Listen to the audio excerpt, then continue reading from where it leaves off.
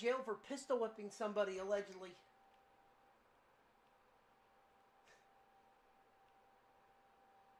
Allegedly. Allegedly.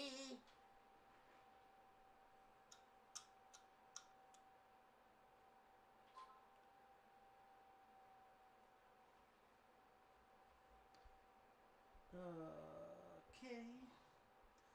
Alrighty then.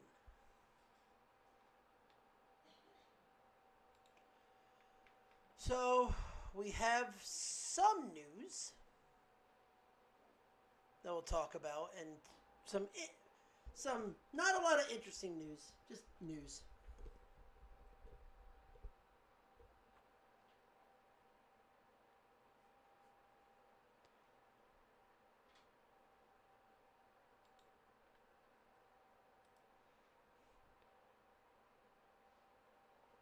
But, all right, we ready? Sure. All right, in 3, 2, 1. Ladies and gentlemen, welcome to another episode of the Betting Window on the New Report Network. I am your host, F.N. Ronnie, and I am not retiring anytime soon, even at 107 years old. And with me, as always, Captain Stuntcock, and I'd like to officially announce my retirement. I am officially going to AEW to get my bag. Right. Let me just tell you, as a pro wrestler, why that's never going to happen. Because AEW will go out of business before that. No, because they're going to check my social media. And while my worker page is pretty tame, my personal page is very critical of Cokehead Tony Khan. Listen, well, hey, if what's his name can be critical of ICE and police officers, and God forbid everybody else is critical of Tony Khan, or that they're pulling an Eric Bischoff and allegedly passing their girlfriends to him. Allegedly Sammy Guevara. I want to be a star. Give me your wife's got a fat ass. Here, you want to do blow off her ass? He ain't doing blow off her ass, buddy. He's fucking Ty Conti, and he's still fucking keeping him on the B and C shows. Like, come on now. Yeah, definitely the B and C shows, because God forbid Mercedes Moné needs her fucking... I don't know who's got a bigger fucking ego, her or Eddie Kingston.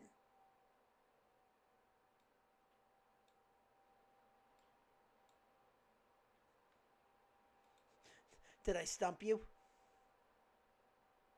I mean, it's a really hard question to answer. Because they both have fucking egos that you wouldn't believe. One doesn't want to lay on her back, which is kind of ironic how she's... Never mind. Ba-da-bow. Yeah, well, she's loving it. And the other one has seen more Krispy Kremes than a bakery. I'm going to come back from injury and still look heavier. It's a crazy world that we live in. Oh, okay. Okay. You're going to laugh at this. You're really going to laugh at this. Honestly, the bigger ego goes to Eddie Kingston because he still thinks that he's a great wrestler like he was 15 years ago. I need you... I have a trivia. Okay. Guess his weight. Guess what his build weight is. This is on Wikipedia. This is on Wikipedia. 198 pounds. No, it's a little bit heavier than that. 205? No, 240. Probably not too far off. Oh, I thought you were going to say something else. He's 43 and he's 240. You don't look it. He's 43 and he says 240. But let me just tell you, okay? Right now, I am weighing in at an even 200 pounds. Okay? Not a bad weight. No. I'm billed at 170, bro. So, think about that. If he's saying he's billed at 240, he be pushing Randy Orton weight. he'd be pushing Randy Orton weight, but not carrying it as well as Randy Orton. No. Because, Randy Orton is fucking solid muscle and Eddie Kingston is solid cheeseburger. I mean, listen. One eats a cheeseburger in the back with grease. The other eats a whole jar of Nutella. He only ate the whole jar of Nutella to piss Vince off. And he's still... I love the fact that he just walks out there and just goes, the weight's higher. It's more like 290. Your boy's been eating. Like, yeah, I know, man. But, like, at the same time, Orton carries his weight well. Eddie Kingston carries his weight like Gorlak the Destroyer. Like Trigglypuff?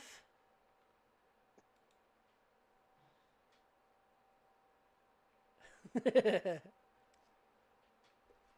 don't know, man. That's kind of insulting to Pokemon. Have you not seen what... Have you never heard of Trigglypuff? And have you never seen the meme? No, but I do know who Gorlak the Destroyer is, and I'm pretty sure it's a dude. Hold on, I'm sending you this. I am sending you Trigglypuff. If this is the same person, we're going to have a problem. No, it's not. And I know that for a fact that it's Okay. not. Really, Ronnie? For a fact? Because I know who Garlek is. I'm putting it in the group chat on I'm pretty the sure team chat. A fat Southeast Asian guy. They're not Tongan. Oh, Philly.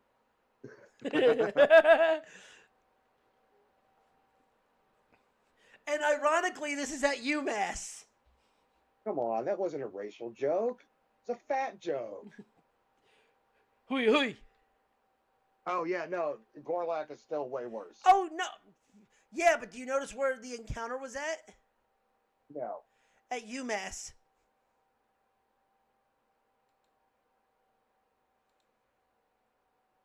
Jokes kind of write themselves, don't they? We'll be here all week.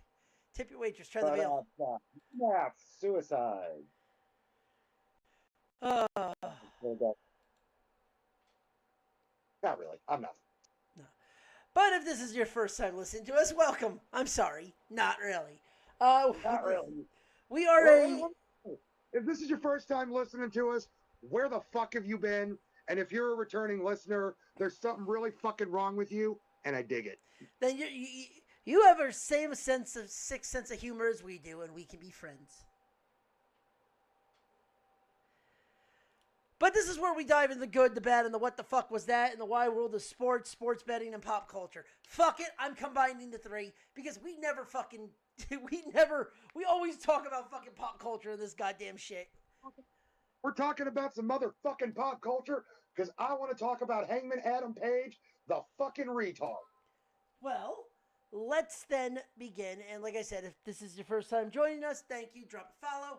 Drop a like, join us on YouTube, any of the social medias, YouTube, Twitch, and Kick, where we are live as we speak. Soon to be live, hopefully on TikTok soon, too. Where we are live. No, not on TikTok. We'll get banned on TikTok. Oh, I can put it on mine. You'll get banned. The way we talk on this podcast is a 100% ban on TikTok. What, they don't like black rice? No, it's more so that I'm not politically correct. And like with Hangman Adam Page's last spot there, that stupid fucking finisher off the top rope, I will call somebody a fucking retard if they're a fucking retard. Hey, it's okay to say it. We have our card. And if I say that on TikTok, we are banned. That's true. But yes, let's open up the discussion on AEW's all-out evacuation bowels syndrome and Yeah, all-out evacuated bowels. That's about fucking accurate. a 14-match dumpster fire of a show. Not only a dumpster fire of a show, but the show. What? A 6 hour dumpster fire. Okay, if I'm gonna watch one program for 6 straight hours, it better be a fucking high-speed chase or a hostage situation. Yeah, the show started at 2. It I mean, ended. technically, it would be a hostage situation because the fans, I mean, while they could leave, the doors were probably locked. It started at 2. The pre-show started at 2, which, by the way, there were 2 pre-shows that no one's talking about. There was a pre-tape where they were in an empty arena, and then there was a pre-show, a collision that was on HBO Max that no one knew about. Wait. Why was there an empty arena match? No, there wasn't an empty arena match. They were they were talking about the pay-per-view in an empty arena. Oh, so they're trying to be like WWE, but just like with the wrestling failing. But here's the problem with that. It was pre-taped because going on at the same time on HBO Max or TNT was a pre-show collision Yeah. that had all the wrestling. You know, and I see a lot of AEW superstars talking about WrestlePalooza getting a C+ or C-. If they got a C-, can you imagine what fucking AEW would get? Now, like I said, I will give credit where credit's due when we get to it. For the most part, there were. I'll give credit where credit's due. I'll give credit to the workers that were once a part of the WWE and made the jump because they're at least safe workers. Well, there's a couple guys that were in this that were never part of WWE that probably should be part of WWE that I will give credit to when we get there. Okay, let's go. Pre-show. I'm just running through these because no one really gave a shit. The Ops beat the Workhorsemen, Anthony Hendry and JD Drake. Cool. Daniel Garcia with Maria Shafir defeats Shibata. The fact that Shibata did the job there is kind of shocking to me. Yeah. Hologram and Paragon, which is Kyle O'Reilly and Roddy Strong, defeats the Frat House. Cole Carter, Griff Garrison, and Preston Vance. And Tits McGee's pillow fight brawl match. Harley Cameron, Maria Sakawara, Queen Amidala, and Willow Nightingale defeats Megan Bayne, Penelope Ford, and Julia Hart, and Sky Blue. Wait, Queen Amidala's a wrestler now? Yeah, I think that's how you pronounce it. Aminata. Amada? I don't know. It's some chick with a fat ass. You said Amidala, and my Star Wars brain activated. It was literally ass and titties the match. This is what Queen Amidala did before Anakin killed her. This is why Anakin killed her because she joined AEW. Showed off her fat ass. First off, how ironic is it that we're even joking and saying that Natalie Portman's got a fat ass? I mean, let's face it. The only reason people were even remotely stunned about Natalie Portman was because she had a midriff showing in 2. Yes. Yeah. Oh, yeah. By the way, it was an 8-woman tornado tailgate brawl. So, tornado. 8-woman clusterfuck match. Got it. Yeah, tornado clusterfuck. Ass and titties the match. All right. Ass and titties the match. I mean, I'm not even kidding. It's Spaceballs. It was Spaceballs the match. Spaceballs the tattoo. The average was a C-. If you get that joke, you're welcome. Hey. All right. Then to the main card. Edge and Christian beat FTR.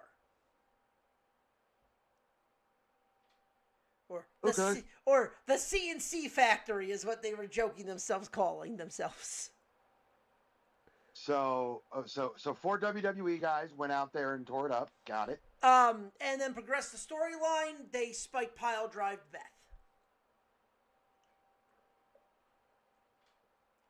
Is it bad that I kind of wish that like this is how they end the storyline? You know Edge has got to get his pound of flesh. So you know Edge and Christian are probably going to do something with Gangrel and bring the Brood back for one night. And that's going to be your big reunion. I don't think so, dude. Because first off, they wouldn't be able to call themselves the Brood. No. Didn't Edge call himself Brood? Edge when he came back with Gangrel and when he broke his ankle? WWE or AEW? AEW. I gotta go back and check that. He did use the Metalingus music. He did a different song. He didn't do the generic Brood music, but he came out as Brood Edge or Brood Copeland. That's why. When he That's the only way he'd be able to get away from it, because calling the group the Brood is going to bring a WWE lawsuit. Yeah, well, he did something where they kind of made it. Hey, it's the Brood. Like they didn't call it the Brood, but because that was when. Remember when Edge broke his ankle? We're jumping off the top of the cage. No, I do not watch AEW. Okay, so he did that, but he was the evil Edge. I would rather turn on and watch 6 hours of Justin Poole matches, even though an hour of them exists. Well, would you rather watch Eddie Kingston match? Because Eddie Kingston defeated Big Bill.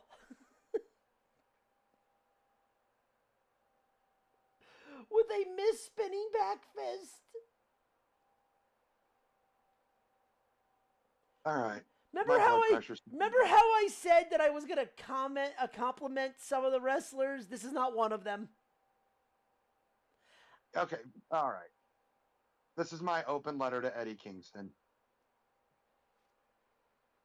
First off, Eddie, what the fuck?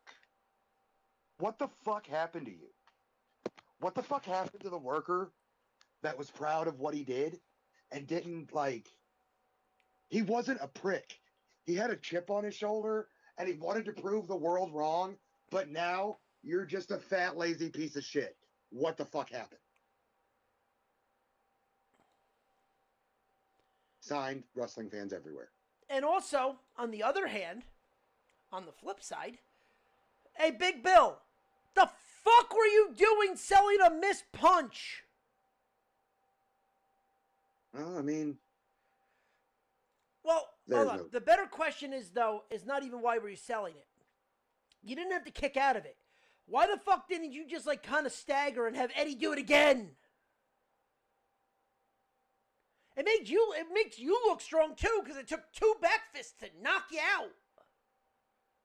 First off, I guarantee you that's something that Eddie wouldn't have done. He already hit it once, and Bill didn't go down. It took 2 to knock him out. KO him in general. Granted, it was 1.5. It was 1, and the second one missed entirely. Right. So it would have been 2 anyway if he connected. So what was one more going to do? Make Eddie Kingston look weak and his finisher look like shit. His finisher hasn't looked like anything good since Shakara. And it's because his finisher is shit. His finisher was cool when it was part of a storyline, but yeah. I'd rather watch a sparkling, flame-filled ring explosion. We already saw that, and his dumbass was a part of it. Yeah, that's why. Acting like fucking John C. Reilly in fucking Talladega Nights. Selling Don't death. let the fire burn my friend. Selling death. Selling death. There's nothing around you. I'm selling death. He fucking dead sold a sparkler. Yep. All right. Now to where I'm going to comment and compliment two wrestlers. Mark Briscoe defeated MJF in a Tax and Tables match. Well, those are, again, you're complimenting 2 guys that actually know how to fucking work. this match, white collar versus blue collar for MJF coming out in all white, Mark Briscoe coming out in rags. Gay. What? They dressed the part. Well, Mark always dresses in rags. But like, oh, I gotta dress all nice because I'm white collar. And Well, he's gotta that dress was like MJF. That was the bill. That was the bill they were playing. That, oh, you're white trash. This, and this. I'm white. I'm white collar. You're blue collar. They were playing that storyline up from the start.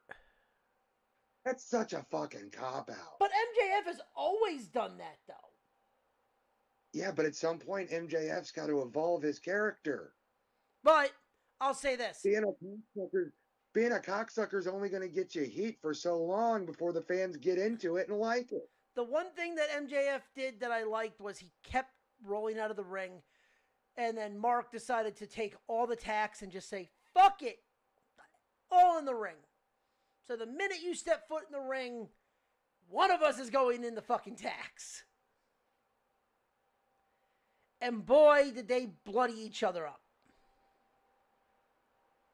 It was a perfect blow-off match. It was a perfect payoff. It was a perfect ending to a feud. Surprisingly. This actually would end a feud because MJF's going to go after the title. Trios match, the Demand, Ricochet, Bishop, and Khan, and Toa Loa defeats the Hurt Syndicate by pinning MVP. Nice to see MVP back in the ring. Sure. Mercedes Moné beat Riho. And Kenny Omega was just staring at a screen the entire time. Wait, what? I don't know, dude. He jumped on Twitter today with Gail Kim and told her straight up that Riho would beat her ass in real life. Hey Kenny,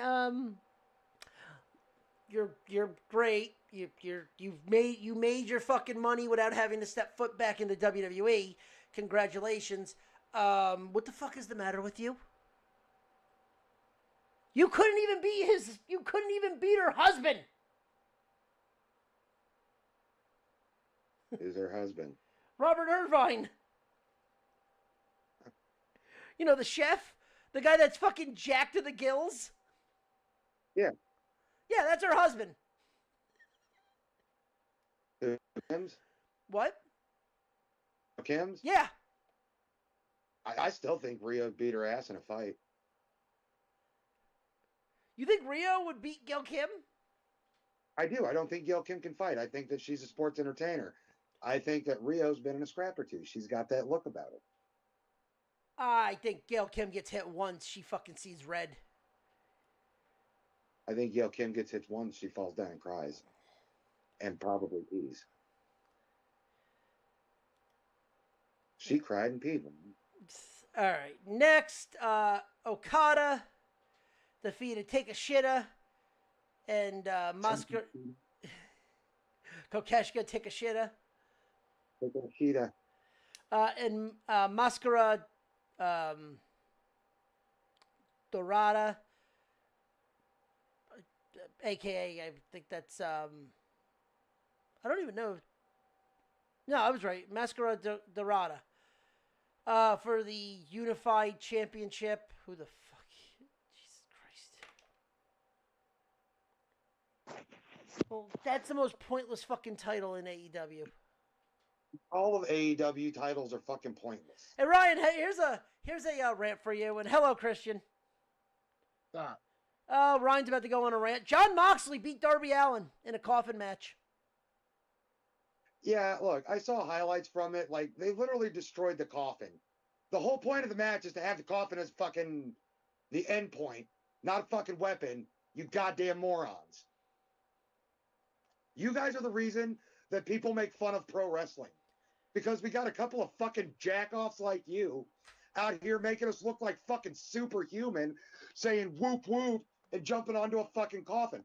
You know, And you're the fucking number 2 wrestler in the world right now.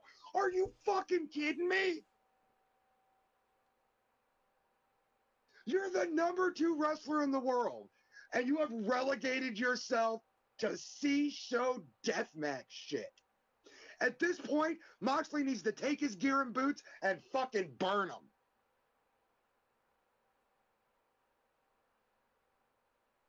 Well, don't take them off and retire. Take them off and fucking burn them. That way you can never come back and assault our fucking senses with your stupid alcoholic bullshit.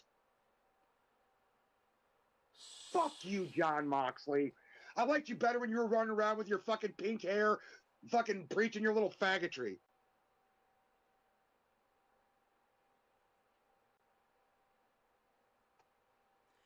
so you say light them on fire after the match when they were out there. No. I didn't say light it on fire.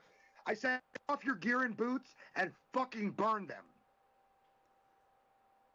Well, if you paid attention to after the match, Pac actually lit him on fire. Why am I not surprised? Or not Pac, Darby Allin lit Moxley on fire. Telling somebody to burn their gear is like worse than telling them they suck and they need to retire. That's telling them they never should have got into it in the fucking first place. Yeah. I know a couple of guys out this way that need to burn their fucking homemade gear. All right. Women's title, Chris Statlander beat Toni Storm, Hayter, and Tekla. Oh, of course somebody else won it because Sasha fucking Banks or Mercedes Moné wasn't in the fucking match. If she was in the match, she's the winner because that's how she books herself. Yep. Brodito beat the Young Bucks, Jet Speed, and Don Callis family in a 4-way ladder match for the tag titles. Okay. The only thing that was even good about that was they brought back fucking Lucha Express. Let me just say this about Don Callis. I respect Don Callis. He's got a great mind for the business. Yep. Okay? He really does. Do we need him on TV every 2 minutes? Just fucking stop, dude. You had your chance to shine several times. You never got over. Stick to the stuff that you do well. Stick to the behind the scenes. Make the business better behind the scenes instead of sticking yourself on fucking camera like Hogan. The last time he did that was when he was Cyrus the Virus on ECW. And he had a decent run then. Yeah. That should have been enough. Yep. That should have been enough because at this point, a fucking great character. Because, I mean, Don Callis, whether he's Cyrus or whether he's the Jackal, he's a great character. He should be an agent. Yes, he does not need to be an on-screen personality. He would be fine as an agent because, speaking of which, main event, Hangman Adam Page beat Kyle Fletcher and go.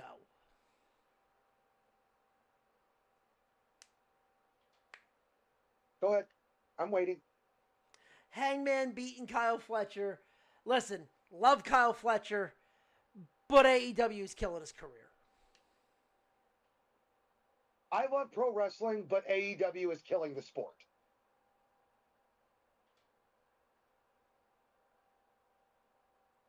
Whenever your go home spot has a legitimate, a very real fucking chance of like paralysis or death, and from the way they came off, I'm just going to go ahead and take paralysis completely out of the fucking equation. You basically tried to fucking murder the dude.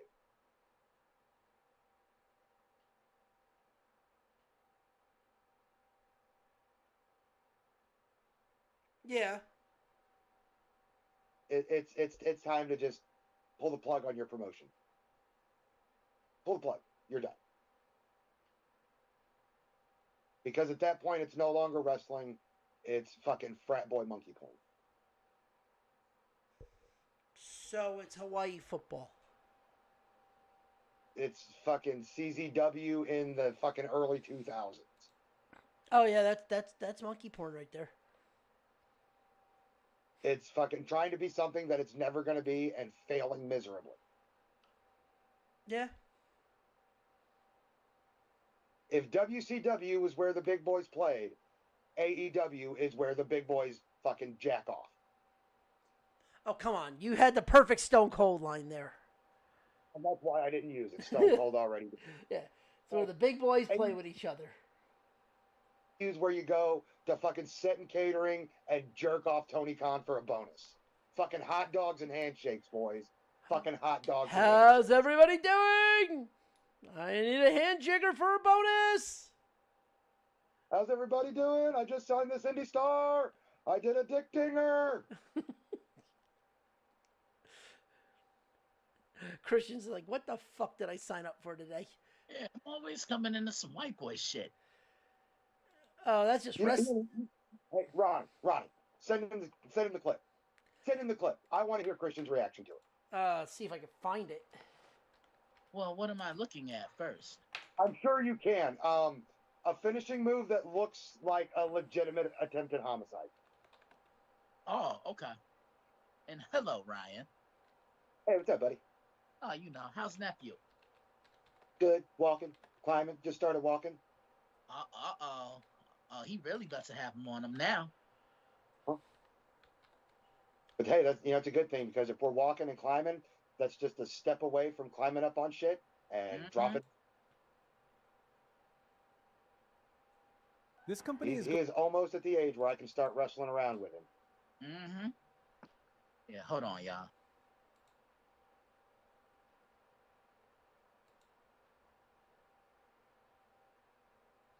Okay. That's exactly where I need to go. All right, Christian, I'm sending you the video. You have to watch the video. It's at 135 is the spot. All right, I'll check it out. I'm about to do this right now. I just sent it.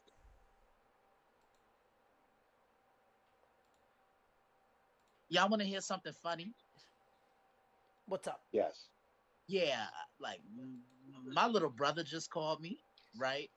He literally, I got him on FaceTime right now. He just called to tell me I ain't shit. Oh, yeah. The iron. Yeah, when he wouldn't know shit from a hole in the ass. That's a new one. Mm-hmm. He wouldn't be shit if he stepped in it. There you go. Yeah, but all right, here, let me curse him out, and then I'm gonna watch that clip. I'm gonna curse him out. So calm, I'm gonna curse him out real quick. Gonna go do this. Tell him to go fuck himself. Then I'm gonna go sit back and watch a hockey game.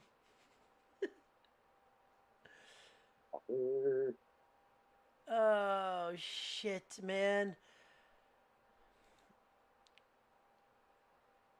What? No, just the news.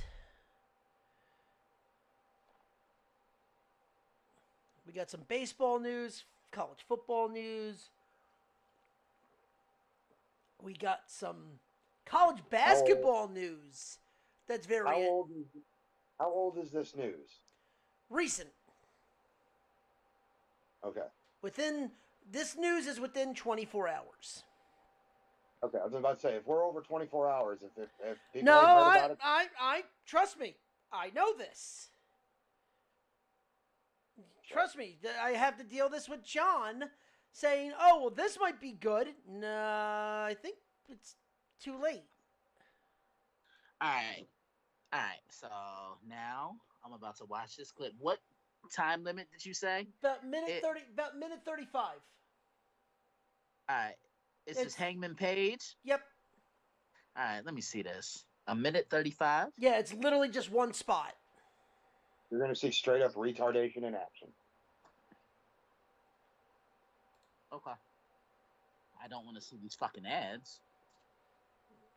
All right. Started at Minute 1. I was gonna say 35. All right, 130. hold on. All right. I was gonna say it goes up from 133. So 135 is where the spot begins, but 133 All right, would be so leading I into started it. at like the 112 mark. That you're fine. All right. Hold on. Let me see. Yeah, he does the move is called a dead eye. He legitimately almost kills him. All right, let me And see the this. move was dead eye, and it almost caused a dead guy. Yeah, dead eye to a dead guy. Oh, Just oh, just the way he said, "Oh." oh, oh yeah, he getting shot on sight. Now It's on sight. that's some white That guy could break shit. someone's neck. That could kill him. Welcome to AEW. Oh, see, he would have to see me. But welcome to AEW, where the matches don't matter and the points are made up anyways. Ryan, I'm gonna tell you right. It is whose Ryan, line is it anyway? Ryan, I'm gonna tell you right now. If some shit like that ever happened to you, just had a bail money ready. I got you. No, Word. he would. If someone came to him with that idea, he'd say, "Go fuck yourself." No. I would. If somebody was like, hey, I want to do this move, and it's going to look like we drop you on your head from the top rope, I'm going to be like, okay. And I'm going to ball this fist up, and it's going to look like I punch you in the fucking face. And I'm gonna miss your face and hit you in the dick. No, I'm not going to miss your face. You're not getting hit. You getting shot in the balls. You heard? Like the good Allfather Odin has given me many gifts, and my favorite is the ability to knock a motherfucker out. Hammer. He's gonna go. I'm gonna power slap that bitch. Oh God, power slap, great. All right, so we ready to dive into some news? Hold on, can you indulge me in one more bitch slap? Whack! I bitch slapped that motherfucker so hard, Rick James say damn. He did. He's gonna come back. Hey, no Rick slander. No, Rick slander. I'm gonna bitch slap that dude so hard, Rick James comes back to say damn. Never mind who you thought I was. I'm Rick James, bitch. Enjoy yourself. Fuck your cow! Shut him a fair! Whack! Oh God. I don't remember that. That might be the hardest I've laughed all week. I don't remember that. Cocaine's a hell of a drug. Or can I say what else he said? I mean, listen, yeah. I know what you're gonna say. We can't say it. Fuck your couch, you nickel. My son can. My son can say. I need a drink after that. I hate you both. I'll be back. Oh. Game blouses. Tell me I'm wrong, though. Tell me I'm wrong. Oh, no, you're not wrong. Oh, God. All right. So, news coming through the league. We'll start with baseball. I'll repeat it when Christian gets back. Paul Skeens ended his second season in Major League Baseball with an under 2 ERA. Guarantee you he's winning Cy Young. Oh, guaranteed. Yeah, he's winning Cy Young. If he's under 2, yeah, Cy Young's in the bag. I mean, he literally had his one of his best outings today. Today's his last outing because they will not be in the playoffs.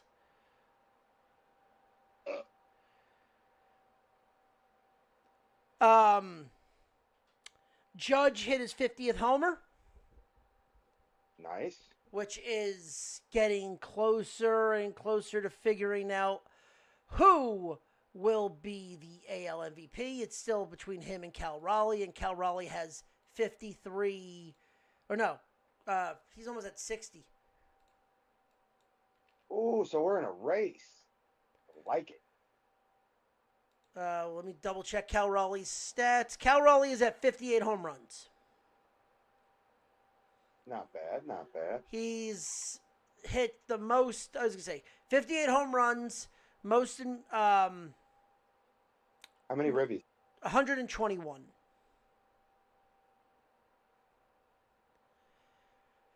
Got to remember, too, this is a dude that's doing this as a freaking catcher. So I would say the cutting of Yadier Molina, but Yadi's still alive. yeah, his defense is good, but it's not like Pudge level. Like it's not like that. He's more in the realm of like Posada. I mean, that's still a household name. Yeah, it's still a household name, but it's not like he's not like tearing the walls down. Right. Major League Baseball has officially announced that they will be going to the reviews of balls and strikes next year. Okay. Which, God forbid, they need to do that. That is the one thing that I think needed to change, because God forbid, these umpires have been fucking it up. Right. Christian, you back? Yeah, I'm here. What do you think about that? What about the Balls and strikes. I mean, we'll see how it pans out.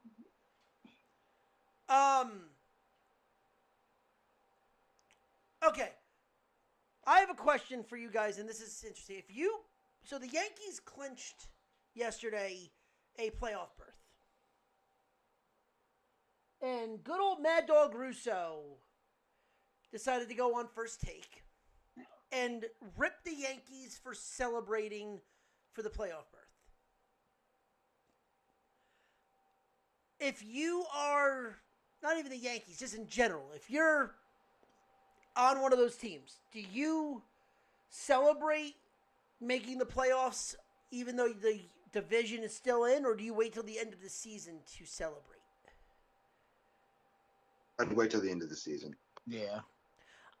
I don't mind them celebrating. I think Mad Dog was a little bit off. Like, listen, they're in. Not many people thought they were going to be in at this point. And now they're about a game out from even winning they can still win the division. I told you. Like, they're a game out. Technically, they're 2 games out. Because they got the, what's it called? The tiebreaker.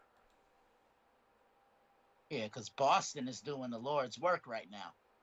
Yeah, and it doesn't help that Vladdy got ejected. Oh.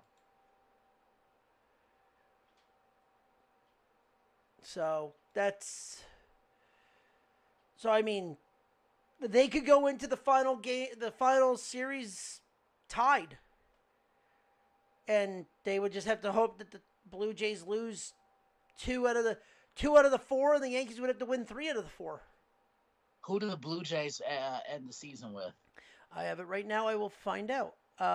They will close out the regular season with Tampa Bay.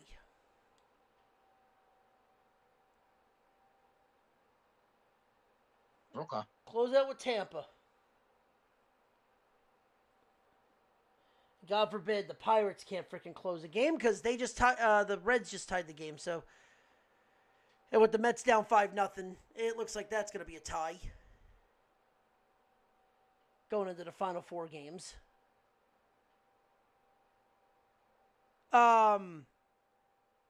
Where else? So that's really it for baseball news. Guardians. The only other thing is Guardians.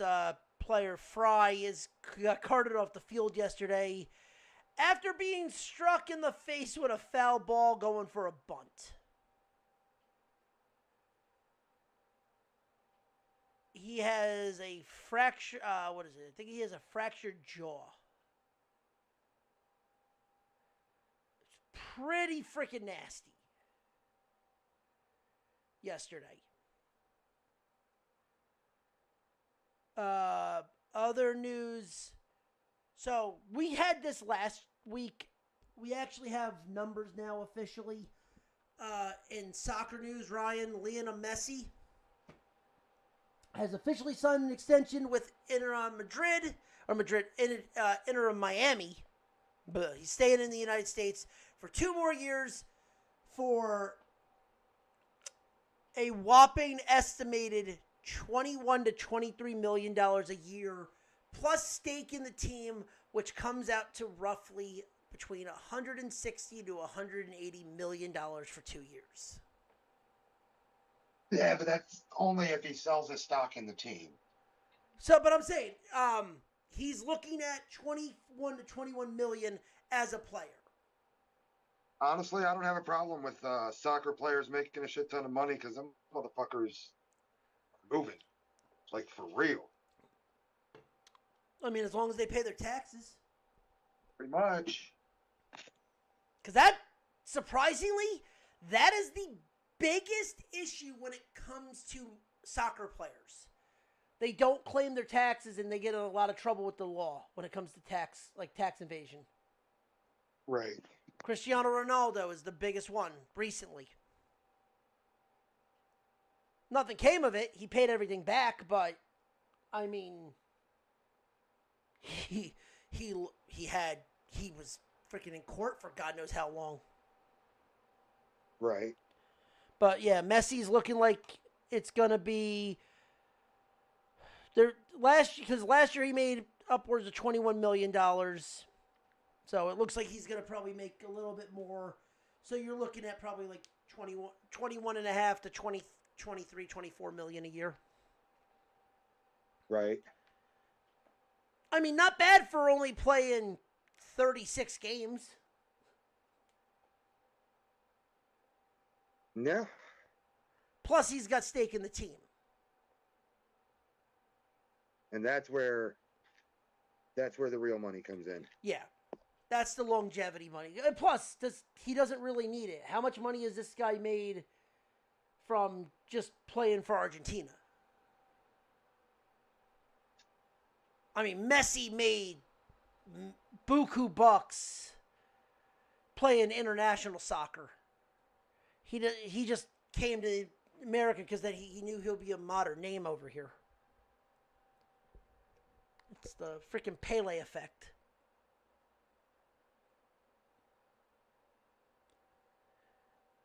I mean, good for him though. He wants to stay. At least he wants to stay over here. He's the biggest name in American soccer since in international soccer since Beckham came over here. Yeah. It's nice. Did we all kind of bit like Beckham at least once? Yes. I did too, but I broke my penis. Keira Knightley. Hey, yo.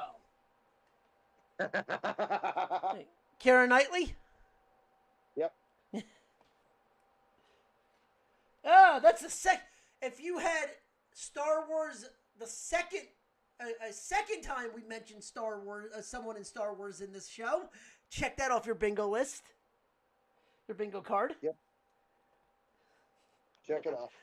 Because Natalie Portman and Keira Knightley both have been in Star Wars. And if you have, we mentioned the prequels twice. Check that. All right. Well, let me just give the people 3 in a row here. John Wayne was in Star Wars. Yes. Yes, he was.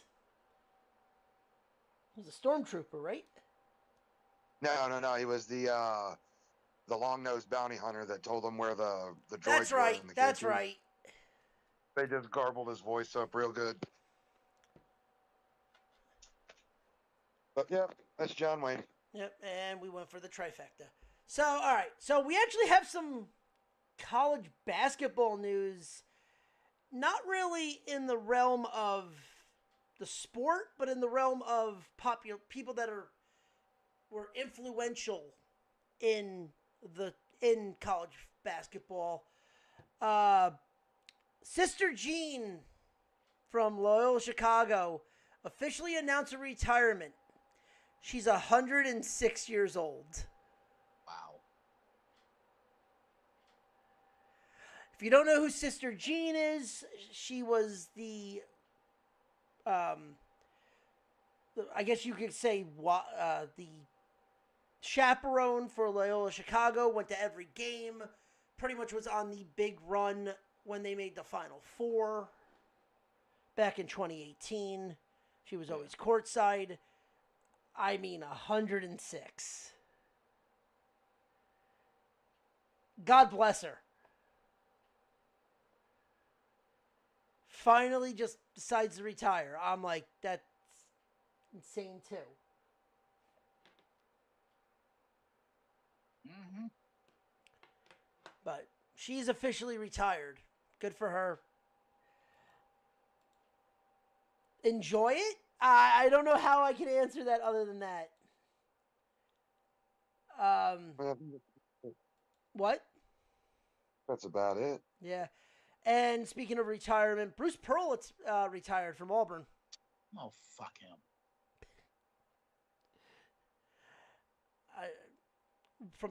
Because of Tennessee or because he was good in Auburn? Nah, he just said some things that I don't know. He gives off racist vibes to me. Oh yeah. I'm just saying I'm not saying the person. I'm saying the coach.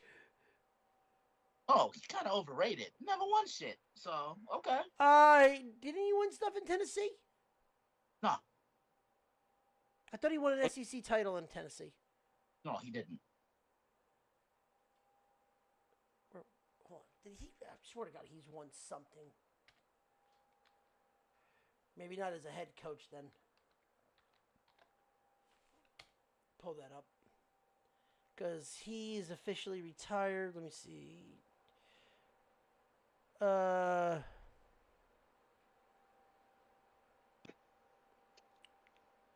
He made the Final Four twice, 2019-25. 4 SEC regular season titles, 2 SEC tournament titles. Horizon League title. That don't count. He won SEC titles. And then Coach of the Year. Mm-hmm. I mean, also the guy won 706 to 268. His winning percentage was 725. Kind of impressive there. But guarantee you give what? That's not bad. No. That's Hall of Fame numbers.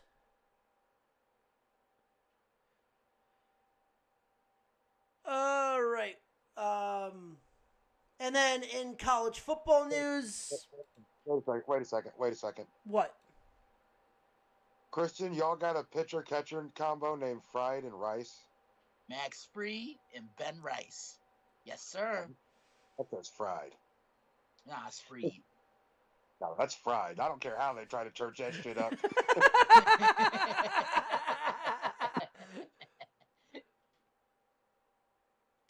Fucking fried rice. That's great. The jokes just write themselves. I'm sorry. And then college football coaching news. I was saying it last week, and they finally pulled the trigger.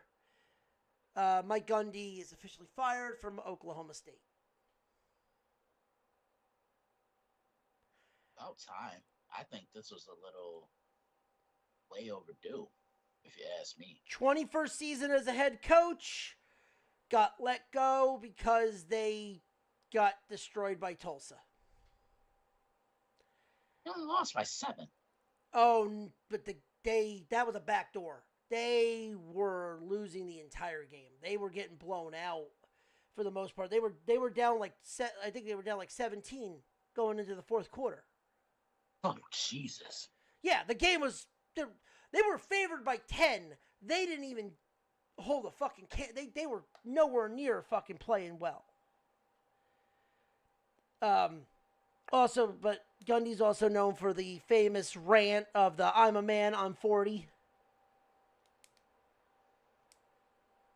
Feel like that's a dig.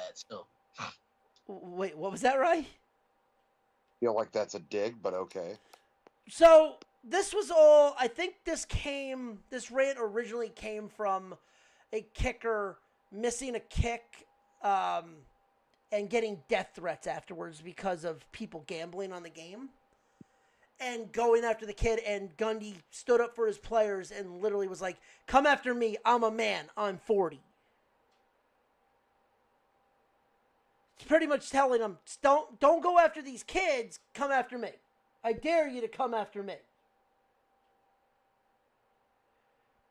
Which, I'll give him credit to, at least he stood by his players. He stood by it. And that's the big thing with gambling, too. People have to stop with that. They're still... Call 1-800-BETS off. What? Said call 1-800-BETS off. Yeah. Like, if you're gambling on the game and it comes down to a kicker missing a kick, why are you sending death threats to that kicker? The kid's no younger than 23 years old. Yes, he's an adult, but you can turn around and say, oh, well, they're paying him all this money. They're still getting an education. They're still student athletes as much as they're getting paid. The kicker is not making $5 million. They're not making what Arch Manning's making. They might not even be making anything. They might be just making the bare minimum what their scholarship's giving them. So, as much as they're not kids, but they're still young adults. So people need to freaking, because it still goes on today, and it's sad. It really is. But I guarantee you, Gundy will find a job on ESPN, sitting behind a desk, or he'll be on College Game Day soon, going back and forth with McAfee and what's it called? And Saban. Dude, Nick Saban's actually really good. Yeah, Saban's actually letting his no pun intended, he's letting his hair down. He's actually enjoying himself for once. Yeah, and I just love that they let him curse. Oh, I love the fact that they're letting McAfee be McAfee. Yeah. Dude, it's the complete... Ryan, have you ever watched any of College Game Day? Yes. Like, recently? Yes. Okay. So, yeah. So, if people don't know, Saban has been playing the straight-laced guy, like the prim-proper coach. McAfee's been the complete anarchist, and they just work perfect together. I mean, McAfee jumping off the fucking high dive to end College Game Day. Freaking, I was laughing my ass off. Which even at WrestlePalooza, you had Michael Cole go, keep your freaking pants on. I don't need to see any more of your freaking junk. No, what was funny was seeing Nick Saban do the "You Can't See Me." Yeah. That was funny. Like, they're at least, like, and apparently, either next week or in 2 weeks, they're going back to Indiana, and they already announced the, guest picker. Game Day? Yeah. Nah, Game Day's they're probably going to Florida State next week. No, but they've already kind of, there's one of them. Oh, Florida State would actually be perfect, because, yeah. Yeah, Miami. Yeah, guess who's guest picker? Who? Coach. Who? Corso? Yep. What, for next week? If they're probably planning on going to Florida State. They're probably going to go to Doak. Yeah, I told you that. Yeah, but they're probably going to have Coach be the guest picker. Yeah, that would be cool. Now, will he do... They said that he's going to be doing the headrest, the headgear. Will he do it as the guest? Who knows? Not so fast, my friend. Yeah, that... I like the fact that they still do the not so fast. But, no. Overall, we're getting... Gundy's done, and I mean, we just keep chugging along. College football keeps moving, and boy, did we have some shakeups in the top 25 again. Yeah. Let's dive into it.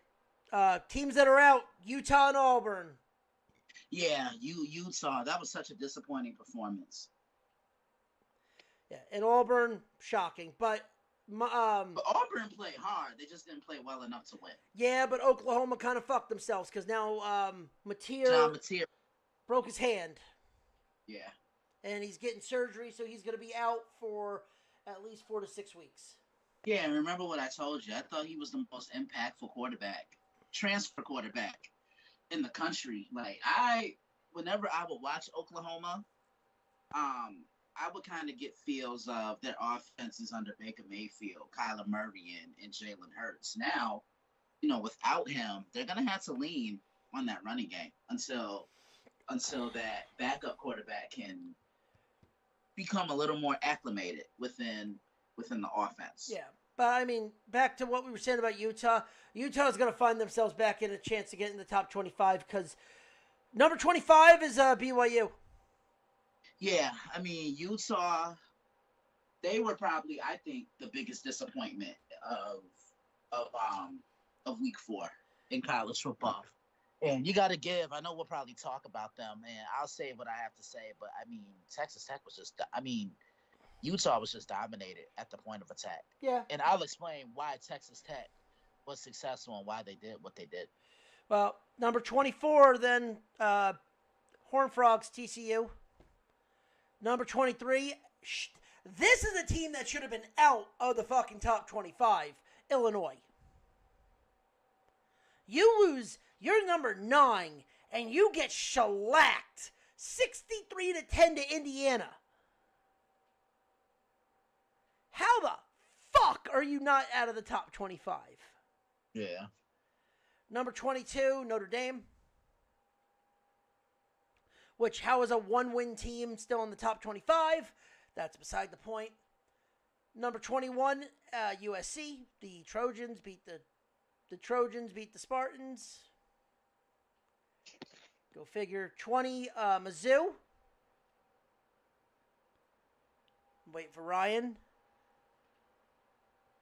I'm not going to say it. I say it every week. They can go fuck themselves right in the butthole. Thank you. Number 19, Michigan. Yeah, that was a hard-fought game. To the people that thought Nebraska, like, it was a hard-fought game, but Nebraska was on their heels for 3.5 quarters. Yeah. Yeah. Number 18, I'm sticking with them. Keep riding with them. Diego Pavia, baby. Vandy. Getting closer and closer. Number 17, because the team they got after the next week, fucking Alabama, number 17. Number 16, Ramblin' Wreck, Georgia Tech. Number 15, Rocky Top, Tennessee. We'll be talking about them later. Number 14, 4-0, Iowa State. Number 13, Ole Miss. Number 12, Texas Tech. Number 11. Listen. Texas Tech to me had the best performance of any other team in the country. I mean, we know how tough it is to go up to Salt Lake City on the road and win a football game. It's like that crowd is really into it, that home field advantage, and you just got to give Texas Tech a lot of credit because did the 11 o'clock start time hurt Utah? No. I just thought Texas Tech was more prepared, and Joey Maguire just simply outcoached circles around Kyle Whittingham. And Texas Tech dominated this game for 3 quarters defensively, and then their offense turned it up in the 4th quarter. And the fact that they were still able to stay afloat, even without Baron Morgan, because he got hurt. Baron got hurt. And you're thinking, okay, what's Will Hammond going to come in and do? And, I mean, they didn't miss a beat. He was throwing some of the most perfect passes that I've seen from a quarterback at any level this year, whether it was college, NFL, or high school. They ran the ball, but it was his defense that really set the tone, because my key going into that game against Utah was simple. It was set the edge. Don't let Utah get their running game going, because it was contrasting styles of football. It was. But you also have the Texas best. Tech. But Texas Tech has the best defensive end in the entire game. So you were Yeah, line stopping. in Romello Height. Yep. Yeah, yeah. I mean, he's he's a game changer, and then David Bailey coming over from Stanford has also helped. I think he and Romello are one of the best defensive tandems in the sport. But it was contrasting styles of football. Texas Tech, they want to run it, they want to gun it. This is a basketball team on the football field, right? They work with spacing. And Utah entered that game averaging 290 yards rushing per game. And give Texas Tech credit. They stuffed the run. They made Utah a one-dimensional football team. They won the trenches. They made, in my opinion, the best offensive line in the country look soft.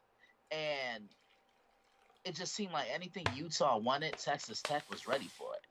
And when it's a dude, Texas Tech was ready for it. Yep. All right. Number 11, Indiana. Number 10. Yeah. Number 10, Arch Manning found his fat girl, and it was called Sam Houston. And number 10. Number 9, Texas A&M. Number 8, Florida State. Number 7, Boomer Sooner, Oklahoma. Number 6, the Civil War was not fun there, Oregon. Number 5, Georgia. Number 4, LSU. Number 3, Penn State. I call bullshit. Number 2, Miami. Number 1, Ohio State. I mean, does it really matter? I mean, if Penn State beats Oregon, they're probably going to jump up to number 1. In reality, there's a lot of top 25 games going on this week. So let's dive into it. All right. First game on the list is the Trojans taking on Illinois. This opened at USC at 1.5. Now it is up to 6.5 for Illinois. I'm sorry. I don't trust Illinois after what I saw against Indiana. Give me the Trojans of USC, even with the spread. Yeah. I like USC as well.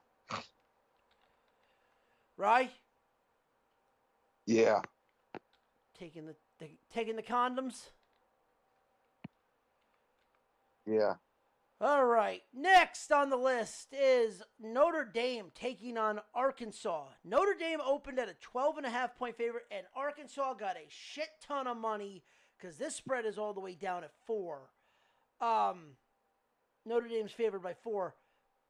The question going into this game is Arkansas able to stop the run? They gave away the game against Memphis, and that's the biggest problem because Notre Dame is a punching team where they're going to run the fucking ball every 5 minutes and slow this game down and bash and just pretty much bludgeon you to death. With that said, they're just not. They're going to slow them down. Fourth quarter, Notre Dame pulls away. Give me the Irish. Yeah, I like Notre Dame. I think every game now is a must-win situation for Notre Dame. They got to get back to the basics. That's a lot of Jeremiah Love and a lot of Jadarian Price.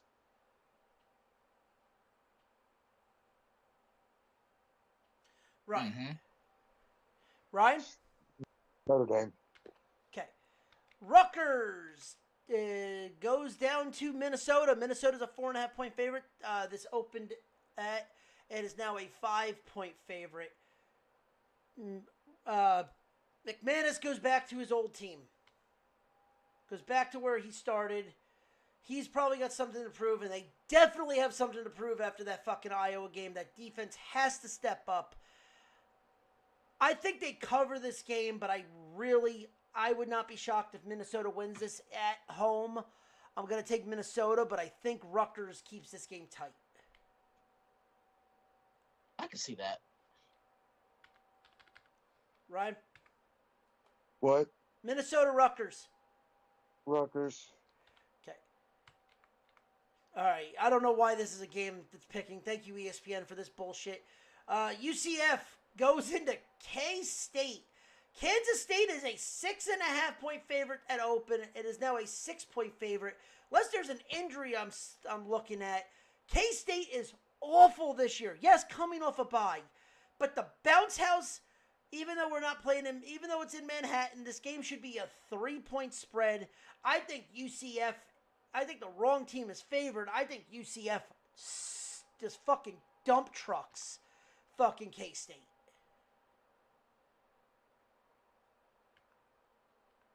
Christian? Yeah, I agree with you. I mean, you pretty much touched on everything. Okay, Rye? Yeah, I'm with you. Okay, Cincinnati, Kansas. Speaking of another team that, why the fuck are they on this list? Again, thank you, ESPN. Cincinnati taking on Kansas. Kansas is a 6-point favorite at open. It is now at a 4.5-point spread. Cincinnati played well. They are now, they're a shell of themselves. This is in Kansas. Yeah, give me Rock Chalk. Go Jayhawks. Yeah, I like Kansas as well. Fuck. Kansas. Literally, I just wrote fuck Kansas. Louisville takes on Pittsburgh. Louisville opened at a 5-point favorite. It is now down to 4.5. This game is going to. I like Pitt with the points. I think Louisville keeps this game. I think Pitt keeps this game close. I actually think this game is in Heinz Field. It's not called that anymore. I don't give a shit. It's still Heinz Field. I think the fact that it is a home game for them, give me Pitt. Yeah. This is who again? Pitt, Louisville. I don't know. This could be a little bit of a trap game for Pittsburgh. Louisville always seems to play tough. It's in Louisville? No, it's in Pittsburgh. Yeah, if it were in Louisville, I'd probably lean toward Louisville, but I'm going to take Pitt.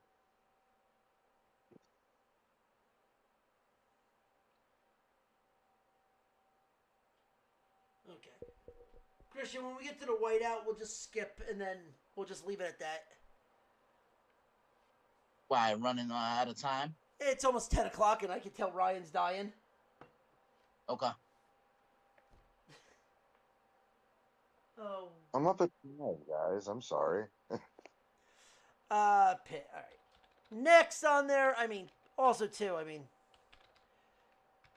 right. LSU taking on Ole Miss. Ole Miss was a 2.5-point favorite. Is now down to 1.5. It's pretty much a toss-up.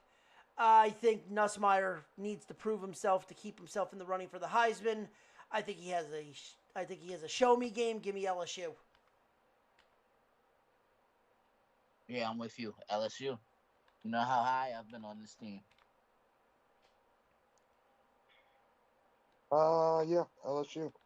All right. Next, the whiteout game. Oregon, Penn State. Penn State is a 3.5-point favorite open and stays at that.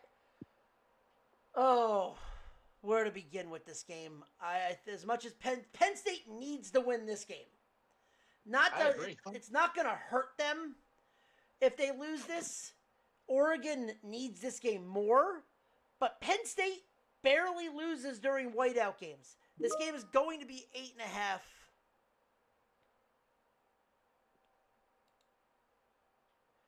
Yeah. This game is going to be a 8 o'clock game. It's Penn State at night. Give me the not the Illini. Give me the Nittany Lions. Give me Penn State. Ryan? Yeah, Penn State. Okay. Next, Alabama. Christian, can you explain that? Because I know you've seen it. Sorry. Wait, what happened? Can you explain that? Because I know you've seen it. Seen what? Look at the group What I chat. put in the chat. Oh, God. Alabama taking on Georgia. UGA is a 4-point favorite to open. It is now a 3-point favorite. You said the fuck happened here. Um, Oh damn. Oh, you want to know what that was, man? Look, that's just a quarter pounder, maybe like 2 or 3 of them a day. She got fupa. You heard? Yeah, like the one on the left looked like she gave a damn. The one on the right looks like she's been ran through. they're the same person. What? I plead the fifth. My stomach hurts. No, he goes, one's a cheeseburger a day, the other one's got look like they got ran through. I go, it's the same person. Y'all ain't shit. Uh, all right, Bama, Georgia. Georgia's a 3-point favorite. I think Bama's Yeah, gonna. I think Bama's gonna be embarrassed. I think Uga rolls. yeah. This is where I think Georgia is gonna kind of have the upper hand. They have a quarterback that can move, and Alabama has always struggled against mobile quarterbacks. Um, that's the problem. Jam Miller is coming back, and he's such a key part of what Alabama does offensively because obviously he can take those carries out the backfield. He can catch the ball on checkdowns, but he's going to be key, I think, in keeping Ty Simpson protected and on his feet because Georgia, they're going to bring a lot of looks. And man, what a game that was the last time we saw Georgia play in Knoxville against Tennessee. And I said it several times from college football showdown, being on this show, and even on Monday Evening Quarterback.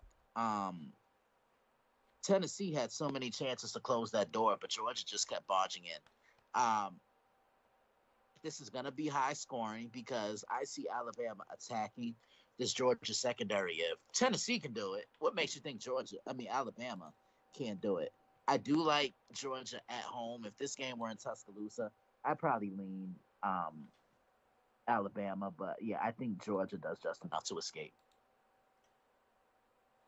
Yeah, yeah, I got Georgia. What about you, Bry? Not Alabama.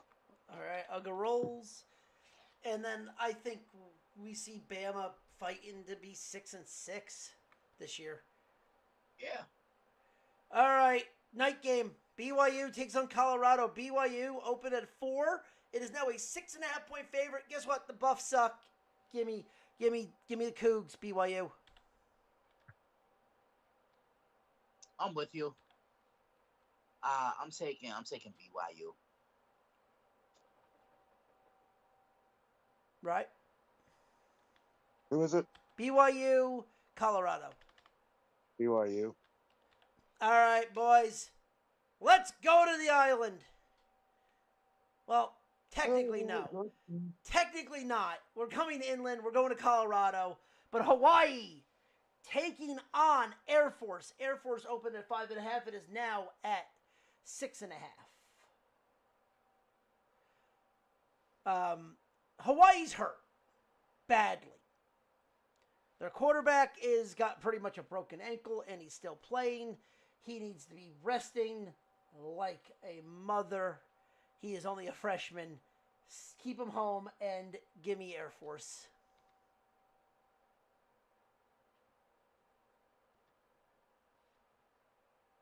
Ain't nobody care. Make the pick. Ain't nobody care. You know you're getting one of these a show. Ryan. Who is it? You don't care neither. Hawaii Air Force. Give me Air Force. Okay. Tennessee versus Mississippi State. Tennessee is a 7.5-point favorite. Mississippi State's undefeated right now.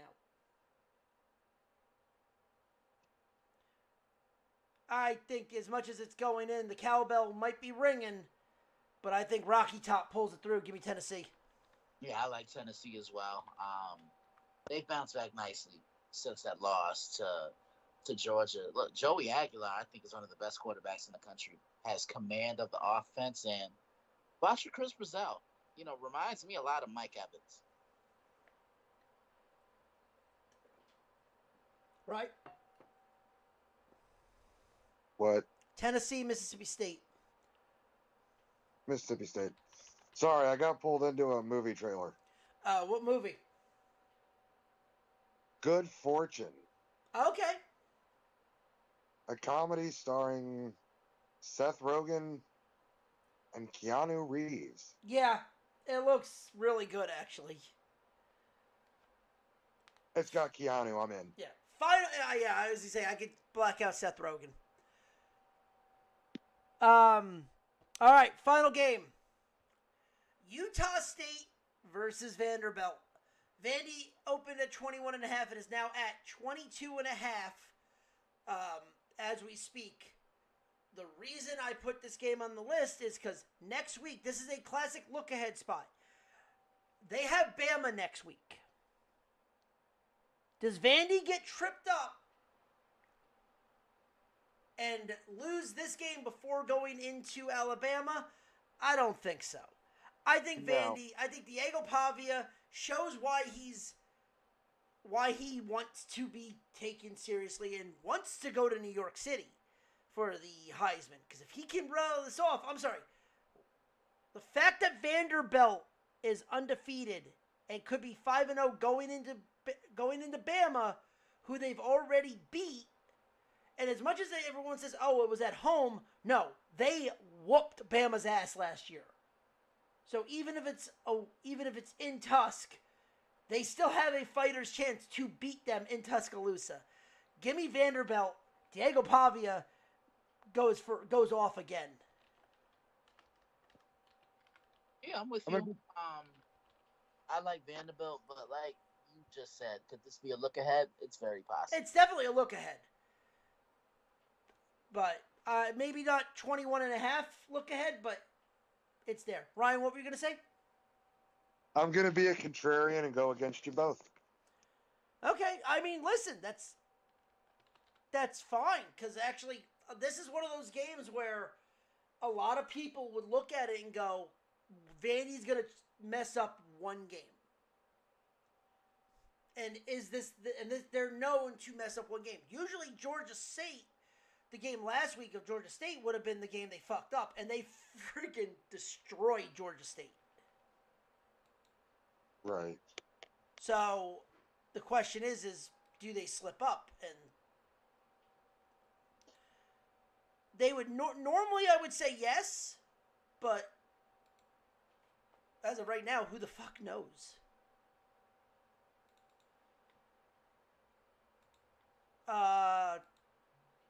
So there was NFL. We actually had a trade go down today. It actually has to do with the New York Jets. Jets sent a 7th-round pick to the Titans for cornerback. I gotta get the name. I had it pulled up. Where the hell? You ain't had shit. No, I had the name. It just fucking blanked off. Brownlee.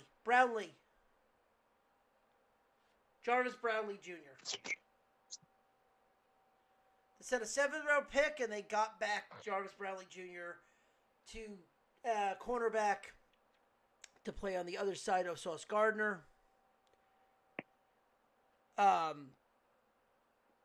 Honestly, you got a 7th-round pick. They need corners. It's weird because it's like, from what I've seen of the Jets, other than that Buffalo game, all the other 2 games were 2 points. They haven't had anything to close it down. They haven't been able to keep everything in front of them, and they lose by a field goal as a walk-off. So this is your way to then combat that.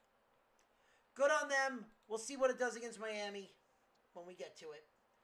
But we open up with Thursday Night Football, and we have a flip-flop in betting where the Seattle Seahawks take on the Arizona Cardinals. The opening line is the Cardinals at 2.5. It is now, as of today, Seattle minus 1.5.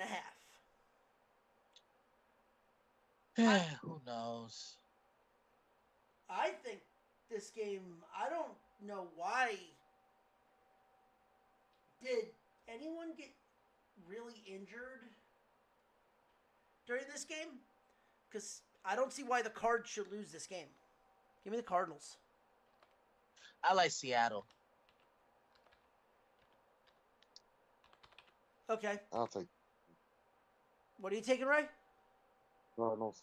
Cards. All right. Oh, the Cardinal. Let's hit the plane and fly overseas to London. Minnesota, and I'm already typing this in for you, Ryan, because I already know you're taking, takes on Pittsburgh. Minnesota is a 1.5 point favorite. It is now a 2.5 point favorite with Carson Wentz as your quarterback.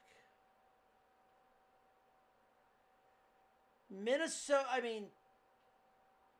Rodgers should be still good to go in this game. He wasn't hurt last week. I think, as much as that is, can Pittsburgh hold Minnesota's running game? I trust Aaron Rodgers more than I trust Zach Wentz. Give me Pittsburgh. Yeah, I'm with you. I'm taking the Pittsburgh Steelers as well. Sunday was... No, actually, you know what? I'm going to go against you. I'm taking Minnesota because I just think that defense is going to be a little too much for Aaron Rodgers and the offense to overcome. But I will say this. The Steelers, they got back to playing Steeler football on Sunday. Like, running the ball. And that's what they need more of. Not a 41-year-old taking games over with his arm because he's just not at that point in his career anymore. Right. Yeah. Yep. I agree with that. All right. Philly takes on Tampa. Philly opened at 1.5. They are now up to 3.5. After what I saw against the Rams, it took a block field goal to walk the game off for Philly. And Evans... I saw an article that apparently the NFL is cracking down on the brotherly shove, on the tush push. They're focusing more on how that is going to be taken care of, because it looks like every time that it's been going on, either Philly's been moving too early, or the center's been lining up over the ball to get an advantage. Okay. But Mike Evans is out for Tampa Bay. I think that is a huge blow to that offense. He's going to be out for 4 to 6 weeks, apparently. I gotta take Philly. Yeah, I like the Eagles in this one. I was really on the fence about this match. I previewed it on the site today. I'll be right back, guys. All right. Okay. Yeah, both teams are kind of, they're coming off close wins. It looked dark for a second with the Philadelphia Eagles, but to be honest with you, Ronnie, I think they kind of needed that game because they could easily be 0-2 right now, right? With how they played so far. If you're a defense, you'll take what the Eagles are doing offensively every single time because they're sitting in that box and they're not letting Saquon Barkley beat them. And, lastly, I just think the Eagles, they're battle tested and they're the defending champs for a reason. And they're never out of a game. And I need everyone to get off Jalen Hurts' case because everybody wants to get on him about not throwing a touchdown pass those first 2 weeks. But what did Herm Edwards say? You do what? To what the game? Yeah, they still won the game. You play to win the game. And then Tampa Bay, they've gotten by too. Beating Houston on the road and then um, surviving the Jets last week. Nah, I think this game is going to come down to keeping Jalen Hurts protected because Tampa Bay likes to throw a lot of different looks, and so does Philly. And Tampa Bay. They need to disguise pressure and collapse the pocket, so Jalen doesn't have that opportunity to get off those big plays to either AJ Brown or Devontae Smith. Um, yeah, Mike Evans not being out is a huge loss. I do like the Eagles in this. Yeah. All right. I'll get Ryan's picks when he gets back. All right. New Orleans, Buffalo. This is laughable. It's pretty much. All right. Does Buffalo cover? It's 15.5 in Buffalo. Yes. Yeah. Buffalo rolls. I don't even have to ask him. I know he's going to take Buffalo. Carolina versus New England. New England opened at 3.5. It has now gone up to 5.5. I think Carolina will cover this game. I think New England wins, though. Yeah, I can see that. Back. All right, Ryan, quick. Philly, Tampa Bay. Philly. Not even. Does Buffalo cover? 15.5. No. Okay. Yeah. And New England, Carolina. New England is a 5.5 point favorite.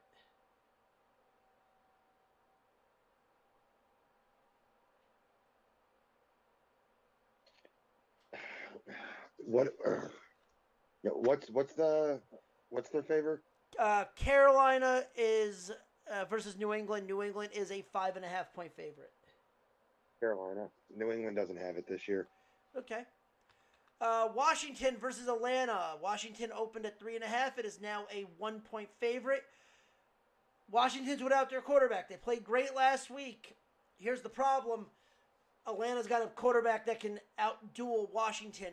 They need their quarterback. If the doctors do, he's a game time decision. But as of right now, I'm taking Atlanta. Not me. I'm taking Washington.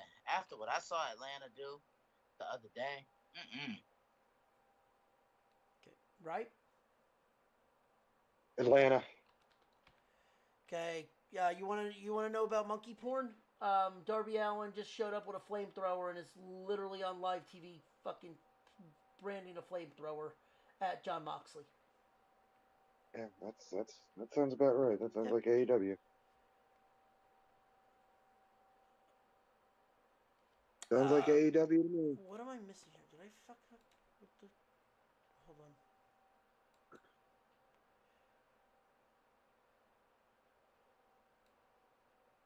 Carolina, New England. What's the Houston game? Or not Houston, sorry. What's the... Oh, Jesus Christ. All right, it's Cleveland. Cleveland versus Detroit. Detroit opened at a 10.5 point favorite. Is now at a 10. Yeah, very funny, motherfuckers. You had a nice win in Cleveland last week. Give me Detroit, though. Yeah, absolutely.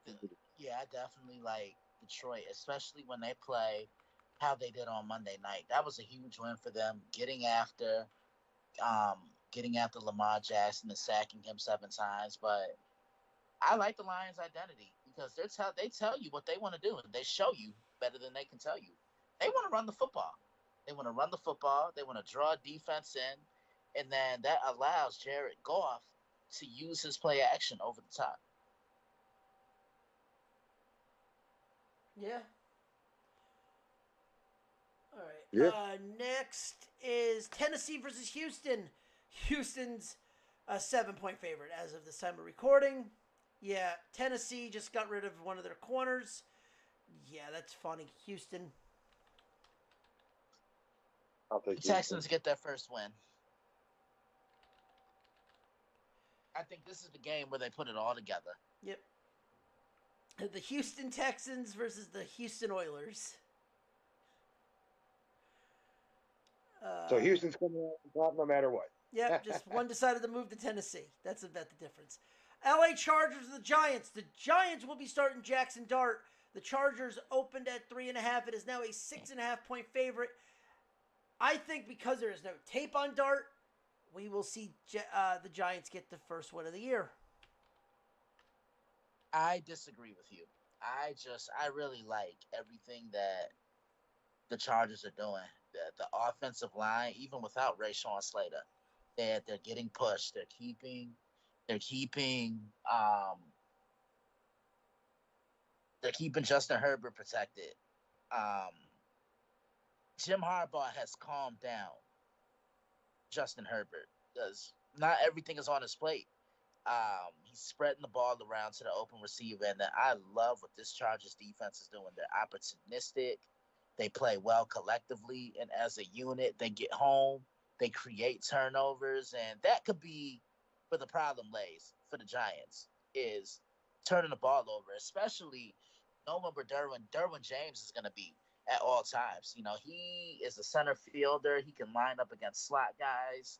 He can pick up tight ends in space. I mean, he is the jack of all trades for this defense. And I just think, I like the way the Chargers are playing right now. The Jim Harbaugh effect is real.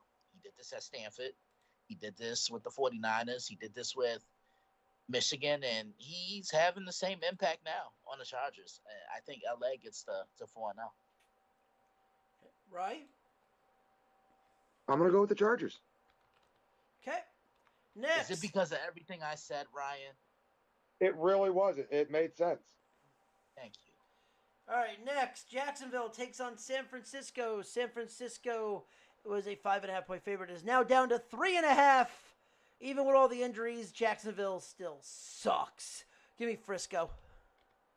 I'm with you, 49ers. Go Niners. All right, Ryan's taking Indianapolis. Because the Indianapolis Colts take on the LA Rams. Rams are a 6.5-point favorite. It has dropped to 3.5. Guess what? Daniel Jones has finally calmed down. It is playing as much as the Rams are good. I think Indy will find a way to sneak out a win. Give me Indy. I'm going against you. I'm taking LA.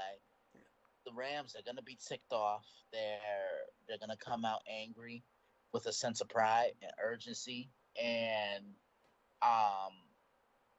yeah, I think, look, the Colts have played well, but I think this is going to be their toughest opponent. I don't know if the Rams secondary has anybody to keep up with both Puka Nacua and Devontae Adams. They could easily go off for each for 110 yards receiving. Lots of Kyron Williams, a little bit of Tyler Higbee over the middle, and I just think that LA defense, they're really going to get after Daniel Jones. Okay. The Chicago Bears taking on the Vegas Raiders. Again, we had another flip.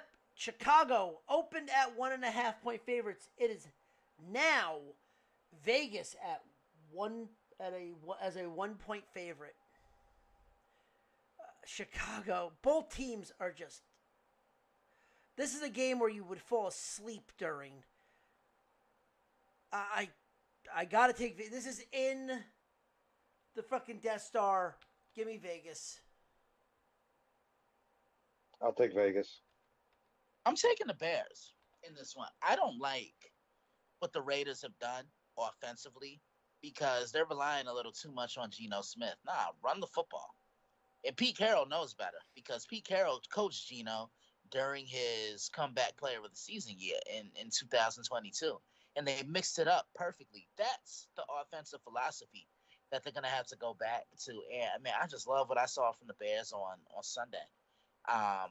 Ronnie, didn't I tell you that was going to be a get-right game? Yeah. For their offense? And, I think they stay right because the Raiders secondary is awful, so it could be another big game for Rome Odunze. They'll get Colston Loveland involved. Luther Burden, who to me reminds me a lot of Deebo Samuel, and he can be used in the same capacity. And then DJ Moore on the other side. Yeah, this is too much firepower for the Raiders. Bear down. Yep. All right, next, Baltimore taking on Kansas City. Another flip-flop. KC opened at 1.5. Now it's Baltimore at 2.5. It should have just stayed at KC 1.5 because as much as Kansas City is struggling right now, and boy, they are still struggling. Baltimore Baltimore never has the answer for Kansas City. Give me the points. Give me KC. What'd you say, Ray? Give me Baltimore. Christian, I know you're previewing it, so we'll just move on. And you're previewing the next game too, the Sunday night game. Green Bay, 1.5 point favorite. It has jumped up to 7 against Dallas. Micah Parsons comes back to his old stomping grounds and takes a chunk out of the ass of the star. Give me Green Bay. Go Pack, go. Who are they playing? Green Bay taking on Dallas. Yeah, give me fucking Green Bay. And Christian, for people that want to know where they can find your stuff, plug your shit. Yeah, log on to the site, which is the dailyblitz.blog, and enter your email address, and anything that I post on the site, it will get directly sent to your email address, to your inbox. Follow us on Twitter at dailyblitz_61, and follow us on Instagram, which is at the Daily Blitz 61. Another episode of Monday Evening Quarterback coming up soon. Ronnie, you gonna be there? Let me see. It should be up, by the way. I got to double check what's going on. I've been having issues with Spotify, so. Okay. Yep. But yeah, go check that out. He'll have all the information there. But let's get to the Monday night games where the New York Jets take on the Miami Dolphins. Miami opened as a 5.5 point favorite and is now a 3 point favorite. This is the only reason this is there. This is in Miami. And if Miami loses this game, they're about to fire their head coach. And the Jets are very close to taking the next step to winning their first game. They just need to get over that hump. I think this is where they do it because Miami, just like New England, is just god awful. Give me the Jets. I like the Jets. Give me the Jets. And finally, Cincinnati taking on Denver. Denver opened at 2.5, is now 7.5. No Joe Burrow. Yeah, that's all that needs to be said. That's the handicap. There's no Joe Burrow. Give me Denver. Yeah, I like Denver. Denver. And those are our picks for week 4 of the NFL and week 5 of college football. That is about it. I don't think there's anything else to add. Let me double check if there's any breaking news. Yankees move into a first place tie. Mm-hmm. Earlier what we had, Fry is out with a broken nose and fractured jaw. Wow. Judge hit 50 today. He hit 2 of them. He's at 51 then? Or is he at 50? Yeah. Okay. Like at 51. That is about it for the news. So with that being said, ladies and gentlemen, thank you for listening to our show. If you like what you heard, please follow us on all social media accounts under the Nerd Report Network. Follow us individually on Twitter at FNRonnie. At Daily Blitz Yeah. Nope. Hold on. Say that again, Christian. At Daily Blitz _61. Go ahead, Ryan.